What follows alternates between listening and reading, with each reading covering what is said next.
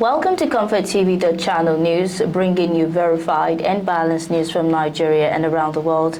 I am Faith Kevin. Thanks for joining us. First, the headlines: Sultan seeks quick action to end insecurity. Northern governors back Tinubu's renewed push for state police. Gombe PDP chieftain defects to APC. Security analyst says poor welfare hampers technology in police. Nema distributes palliatives to 2025 flood victims in Abia State. On business news, Naira records highest single-day appreciation. On the foreign scene, teacher stabbed at German college, suspect arrested.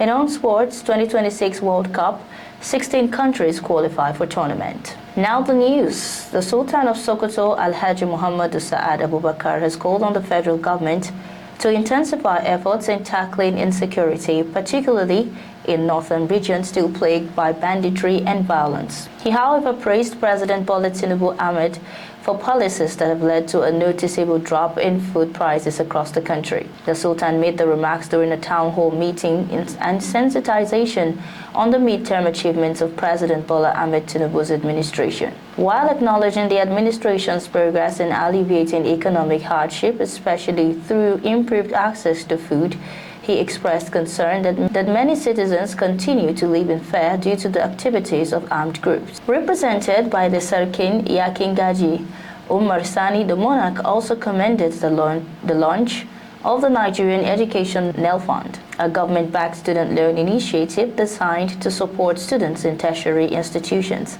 He urged Nigerians to remain prayerful and support their leaders, noting that national progress depends on both good governance and the unity of the people. The Northern States Governors Forum, NSGF, has reaffirmed its full support for creating state police as part of efforts to tackle the worsening insecurity in the region and across the country. The reaffirmation comes after President Ahmed Tinubu renewed his resolve to ensure creation of state police. Ismaila Uba Misili, Director General of Press Affairs to the Chairman of the NSGF and Governor of Gombe State, Muhammadu Inuwa Yahaya, disclosed this to newsmen, noting that the governors had already taken a clear position on the matter. Regarding state police creation, as far as northern governors are concerned, he says they have already made their positions known when they met with the traditional leaders in Kaduna State. Misili said the forum is fully in support of the creation of state police. Prominent Tangale Waja politician and business mogul Jerry Damara has officially defected to the All Progressives Congress from the People's Democratic Party in what observers are calling one of the biggest political realignments in Gombe South in recent years. Damara, a former PDP chieftain, presented his APC membership card to Governor Muhammadu Yahaya at the Government House, Gombe. He is the Managing Director, Mesoto Group Limited, and the CEO of Kubo International Market. The politician was accompanied by an influential delegation that included 3 former deputy governors, 4 local government chairmen, 4 members of the Gombe State House of Assembly, former federal lawmakers, and other stakeholders from the zone on Thursday evening. Explaining his defection, Damara said his decision was motivated by Yahaya's developmental strides and inclusive governance style. He added that after extensive consultations with political elders and stakeholders across Tangale Waja, they resolved to end years of political fragmentation in Gombe South and fully embrace the APC. Gombe State has become a hub of political realignment with a growing trend of high-profile defections reshaping the landscape ahead of the 2027 elections. Security analyst Kabiru Adamu has cautioned that poor welfare and salary conditions within the Nigerian police force remain a major obstacle to the successful integration of technology into policing despite President Bola Tinubu's renewed hope agenda prioritizing reforms in Nigeria. Speaking in an interview with newsmen, Adamu commended the president's commitment to introducing technology in policing, noting that performance measurements under the administration is partly tied to how effectively the police adopt modern tools. Adamu, however, stressed that the police are still grappling with basic issues such as poor salaries, pensions, and housing, which divert attention and resources from technology deployment. He pointed to recent protests as evidence, saying that anyone who doubts should just remember a few weeks back when protests by police retirees hit the nation. He said most of the 7 police officers aligned with the protest and agreed that their welfare was horrible. and agreed that the salary is pathetic. Adamu commended the Inspector General of Police, Kayode Egbetokun, for focusing on welfare, particularly housing, but warned that decades of neglect could take time to fix. A Nigerian scholar, Raphael Abia, has been awarded the prestigious Grace Jordan McFadden Professor Program Fellowship at the University of South Carolina. A statement issued by the institution noted that the highly competitive fellowship recognizes academic leaders who advance knowledge and address present social challenges. Abia, a doctoral researcher and a one-time assistant lecturer and librarian at Top Faith University in Nigeria, who specializes in human-AI interaction and information behavior, is expected to join an elite group of scholars shaping the future of higher education and interdisciplinary inquiry. Nigerian scholars have continued to leave an impressive intellectual footprint across the world. According to reports, a Nigerian scientist, Deborah Awakwuru, was also awarded the prestigious Ben Sankon Scholarship at the University of Montana. The scholarship is one of the most distinguished graduate recognitions at the university and is awarded annually to an outstanding researcher in the biological, physical, and mathematical sciences. In Ghana, an associate professor at the Derby Institution for Nanomaterial Science was among 7 researchers from Utrecht University, the Netherlands, who won the grant. According to a statement by his university, Ghana's work focused on the interface-mediated fast ionic conductivity in nanocomposite solid-state electrolytes. He said the goal was to unravel the reason why the ionic conductivity of certain solids can increase or decrease by thousands of fold at their interface with other solids. The number of associations seeking registration as political parties has risen to 171 following the submission of 19 additional letters of intent, the Independent National Electoral Commission confirmed. In a statement, INEC National Commissioner and Chairman of the Information and Voter Education Committee, Sam Olumekun, said the updated list has been published on the Commission's website and other official platforms. He added that the review committee set up by the Commission has completed its assessment of the applications and submitted recommendations for final consideration. The Commission urged applicants to be patient and avoid practices that could delay their approval. He, however, assured applicants of transparency and fairness. Under the Constitution and Electoral Act 2022, INEC registers political parties that meet strict requirements, including having a national headquarters in Abuja, a distinct name and logo, evidence of nationwide membership, and a constitution and manifesto consistent with democratic principles. The Chief Judge of Kano State, Justice DJ Abdul Aboki, has ordered the release of 6 inmates who had spent the longest period in custody across correctional centers in the state. This is contained in a statement issued on Friday in Kano by the Public Relations Officer of the Nigerian Correctional Service Kano State Command, Musbahu Lawan. This is coming at a time following ongoing challenges within Nigeria's criminal justice system, particularly issues surrounding prolonged pre-trial detention and overcrowded correctional facilities. According to him, Abdul Aboki granted the release during her official working visit to custodial facilities in the state. Lawan quoted Abdul Aboki as saying that the release was made due to the absence of active prosecution, missing case files, and prolonged delays in their legal proceedings. She said the action was in line with her commitment to reform and improve the administration of justice in the state. The National Emergency Management Agency has commenced distribution of relief items to 2025 flood victims in Abia. Nema, in collaboration with the State Emergency Management Agency, handed over the relief items to the representatives of the affected communities in Umuahia. The news agency of Nigeria reports that the items distributed include cartons of spaghetti and macaroni. In a speech, Head Nema Owerri Operations Office Mr. Namdi Igwe said that the effort was part of the agency's response to the flood disasters affecting various communities in the state. Igwe, represented by the Search and Rescue Officer Nema, Mr. Sunday Iweala, said that the intervention approved by the Presidential Committee on Flood Relief and Rehabilitation was to cushion the effect of the disaster. In a remark, the Executive Secretary of SEMA, Dr. Sunday Jackson, disclosed that about 45 communities across the 17 local government areas of the state were affected by the flood disaster. Jackson expressed profound gratitude to the committee chairman, Alhaji Aliko Dangote, for ensuring that Abia was among the benefiting states He equally appreciated Nema for facilitating the process, as well as Governor Alex Otti for providing an enabling environment and ensuring that the people felt the positive impact of governance. In response, the village head Isiala Ovung Autonomous Community in Ubingwa local government area, Mr. Godwin Nwakama, thanked the governor for his kind gesture. The wife of the Cross River State Governor, Bishop Eyoa 102, commissioned the newly established Cross River State Diaspora Commission Office Complex in Calabar. The event held in partnership with the Nigerians and Diaspora Commission and was attended by the Commission's Chairman and Chief Executive Officer, Abike Dabiri Erewa.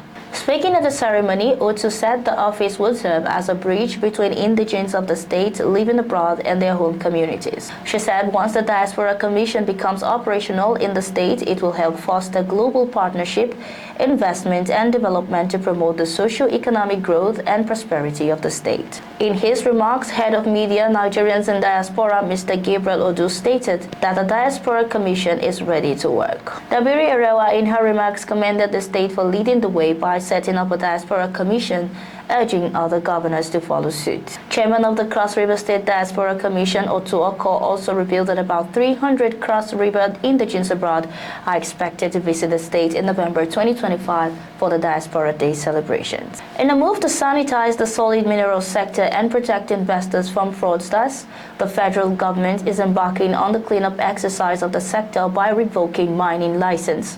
The exercise is primarily aimed at making room for genuine investors and ensuring compliance with the extant law guiding the sector.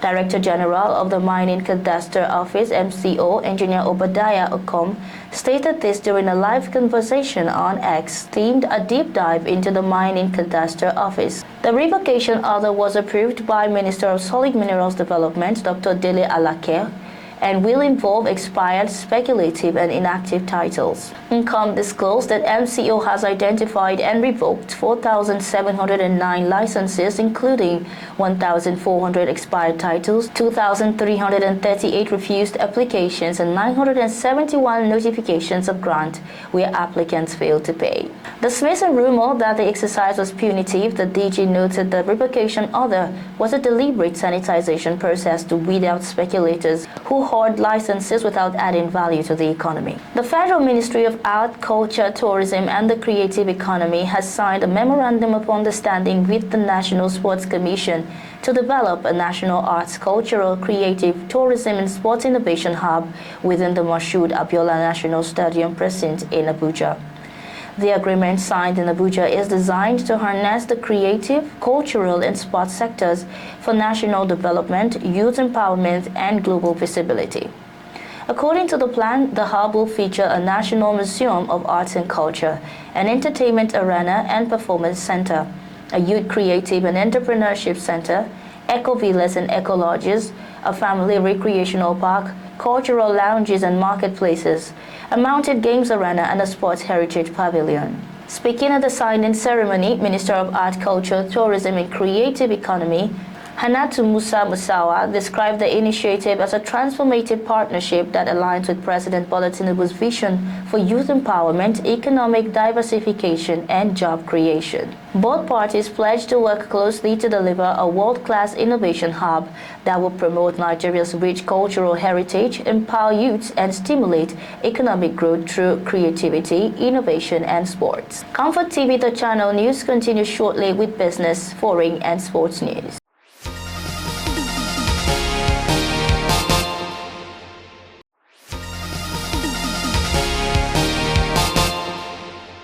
Many thanks for staying tuned. This is ComfortTV.channel news. On business news, the Naira recorded its highest single-day gain against the dollar at the official foreign exchange market, marking Friday's public holiday, Eid ul-Malid, the birth of the Holy Prophet Muhammad. Exchange data from the Central Bank of Nigeria showed that it appreciated significantly to 1,514 Naira 87 kobo, up from 1,521 Naira 46 kobo traded the previous day. This means that the Naira strengthened by 6 Naira 59 kobo against the dollar on a day-to-day basis to end the official trading week. According to reports, the gain is the highest uptrend of the countries in the last 3 days this week. Meanwhile, at the black market, the naira dropped to 1,539 naira per dollar, down from 1,533 naira traded the previous day.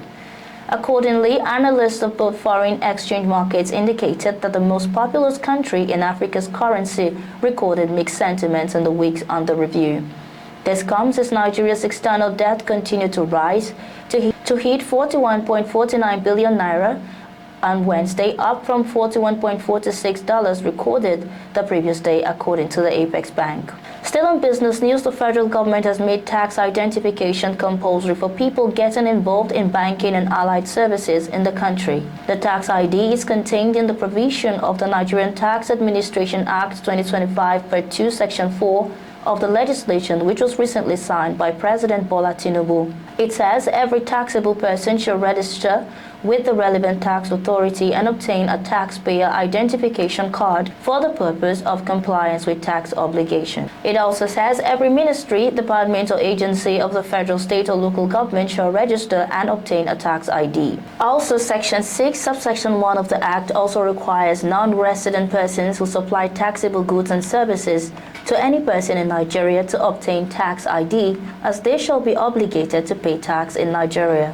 Section 7, Subsection 3 empowers the relevant tax authority to issue tax ID to a person who should have applied for an ID but failed to do so. The relevant tax authority is also empowered to refuse to issue a tax ID to an applicant based on information available to it. In such a case, the authority shall inform the applicant of its decision within 5 working days. Section 8, Subsection 1, Subsection C makes tax ID a condition for entering into any contract with the federal and state governments. Section 8, Subsection 2 makes tax ID mandatory for any person to operate a bank account or get involved in insurance, stock or allied services in the country once the Act comes into force from January 1, 2026. On foreign news, a teacher was wounded in a stabbing at a vocational college in the western German city of Essen on Friday. According to reports, the teacher suffered stab wounds during the attack and has been taken to hospital by emergency services. A suspect was detained after fleeing the scene.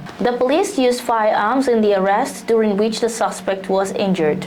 According to the police, a major operation was underway in the area around the college with a large number of officers on site. According to news reports, the victim was a female teacher who had been stabbed in the stomach and was undergoing emergency surgery. The BIB Vocational College in Essen offers training in fields of nutrition and domestic science, as well as social and health care. Law enforcement officials have not released any information on the identity of the victim or the assailant or the suspected motive. Still on the foreign scene, an Italian teenager dubbed God's influencer for his efforts to spread the Catholic faith online will become the first millennial saint Sunday at a canonization attended by thousands of pilgrims. Computer whiz Carlo Acutis, who died of leukemia in 2006, age 15, will be raised to sainthood by Pope Leo XIV in a solemn ceremony in St. Peter's Square at the Vatican.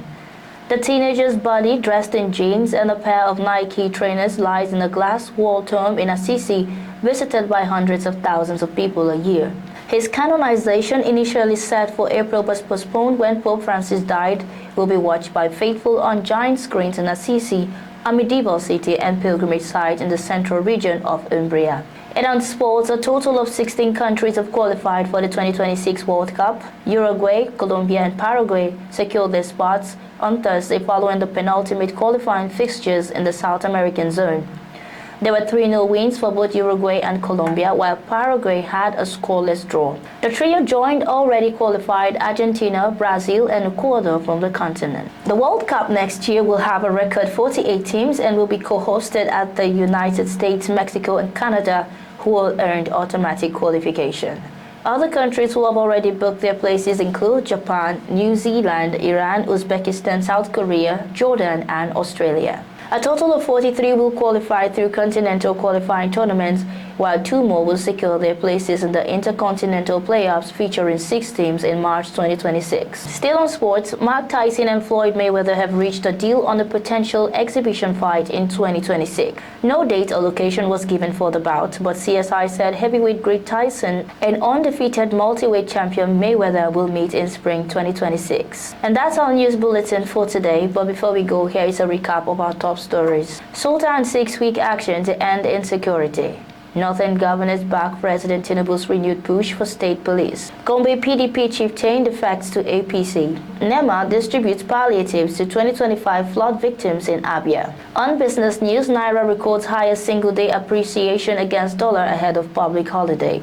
On the foreign scene, teacher stabbed at German college, suspect arrested. And on sports, 16 countries qualify for 2026 World Cup tournament. Thanks for watching. For breaking news, exclusive interviews and more, follow us online at ComfortTV.channel on all platforms. Remember to like and share our videos, subscribe to our channel, and click on the notification bell so you don't miss out on any updates. I am Faith Kevin. Until next time, stay safe, stay informed.